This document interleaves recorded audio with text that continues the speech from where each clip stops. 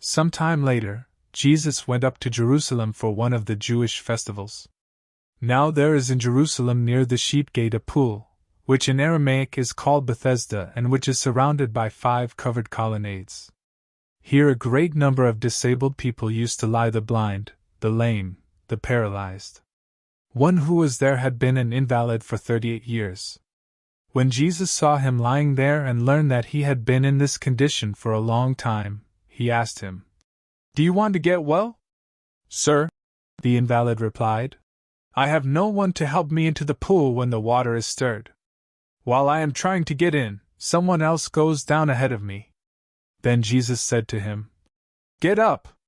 Pick up your mat and walk." At once the man was cured. He picked up his mat and walked. The day on which this took place was a Sabbath, and so the Jewish leaders said to the man who had been healed, "It is the Sabbath. The law forbids you to carry your mat." But he replied, "The man who made me well said to me, 'Pick up your mat and walk.'" So they asked him, "Who is this fellow who told you to pick it up and walk?" The man who was healed had no idea who it was, for Jesus had slipped away into the crowd that was there. Later Jesus found him at the temple and said to him, "See, you are well again. Stop sinning or something worse may happen to you."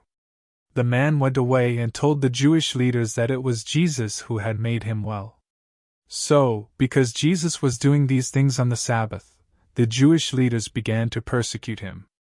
In his defense Jesus said to them, "My Father is always at his work to this very day, and I too am working." For this reason they tried all the more to kill him. Not only was he breaking the Sabbath, but he was even calling God his own Father, making himself equal with God. Jesus gave them this answer: "Very truly I tell you, the Son can do nothing by himself. He can do only what he sees his Father doing, because whatever the Father does the Son also does. For the Father loves the Son and shows him all he does. Yes, and he will show him even greater works than these, so that you will be amazed. For just as the Father raises the dead and gives them life, even so the Son gives life to whom he is pleased to give it. Moreover, the Father judges no one, but has entrusted all judgment to the Son, that all may honor the Son just as they honor the Father. Whoever does not honor the Son does not honor the Father, who sent him.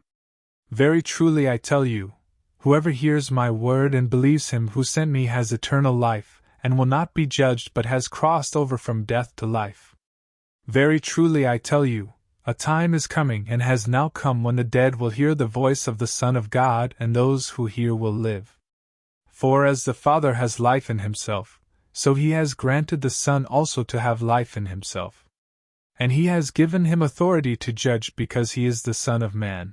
Do not be amazed at this, for a time is coming when all who are in their graves will hear his voice and come out. Those who have done what is good will rise to live, and those who have done what is evil will rise to be condemned. By myself I can do nothing, I judge only as I hear, and my judgment is just, for I seek not to please myself but him who sent me. If I testify about myself, my testimony is not true. There is another who testifies in my favor, and I know that his testimony about me is true. You have sent to John, and he has testified to the truth.